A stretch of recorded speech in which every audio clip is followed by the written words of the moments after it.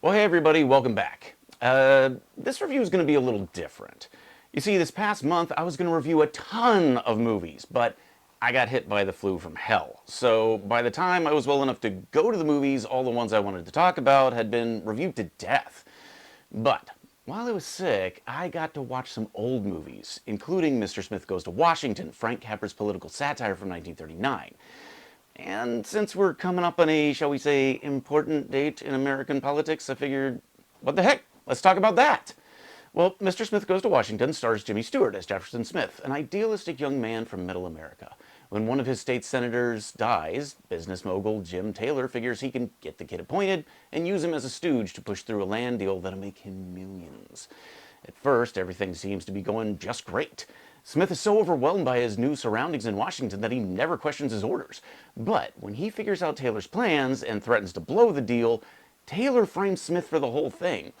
Well, threatened with expulsion from the Senate, returning home in disgrace, and possible prison time, Smith makes one last desperate stand. He filibusters the Senate to force everyone to hear the truth and clear his name. But will it do any good, or will evil prevail? This movie is quite simply amazing. It may seem quaint in our modern political climate with its hopeful, antiquated message about truth and justice, but you need to remember that critics felt the same about it even in 1939. Frank Capra's tendency to make films that turned away from cynicism and toward hope seemed corny even then, leading some critics to coin the term Capra corn. Yeah, he was corny. He believed in and wanted to show that there was something good to hope in, even in the darkest of hours. So, even though the 30s was mired in cynical disdain for politics, Capra made a film that showed the goodness and rightness of the American dream of equality, truth, and hope for all. Well, Stewart's Jefferson Smith, he's just a wide-eyed babe in the woods, so far out of his depth that it's pathetic. He sees America as a shining beacon of hope, and the ideals of the Constitution as something to strive toward and believe in. And even the hardest cynic feels crushed when you see his childlike innocence destroyed. Our avatar into the film is Jean Arthur's hard-bitten Saunders, a senatorial secretary who has seen the beast of governance from inside and is just fed up with the whole sham. Well, Jean Arthur has this wonderful ability to portray sharp wit and strength with fragility, and I've never seen her do it better than here. Saunders knows what's really up, and she laughs at Smith's whole Boy Scout stupidity with everybody else. But as the film progresses and she gets to know him, her armor cracks and she starts to find a spark inside herself she had long since thought dead. Hope. Maybe there are good people in the world. Maybe there is something good and right worth believing in. And if you just try hard enough and you believe with all your might that loving and serving others and fighting the dark forces in this world with all your heart and knowing that in the end all men are created equal, that maybe, just maybe, a shining light will brighten the darkest day. Maybe in the end, good can win.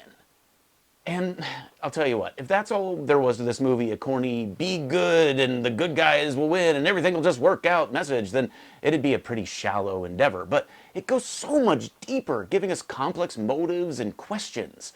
What happens when a good man compromises his beliefs for a greater good? What happens when that man slides too far into darkness and makes excuses for his culpability with corruption? And that's where the film gives us Claude Rains as Senator Joseph Payne. You see, Payne was once Smith's father's closest ally in fighting corruption, a good man who went to Washington to make the world a better place for the little guy.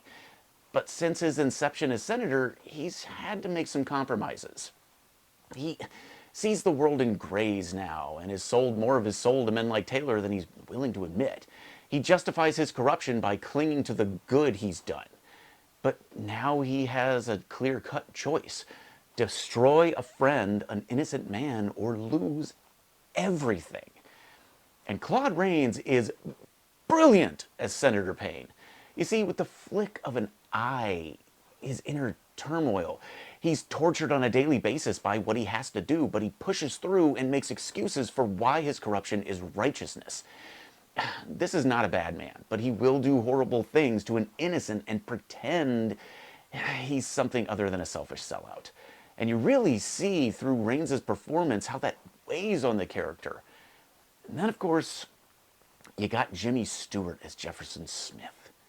This may be, in all honesty, the single greatest performance of his career.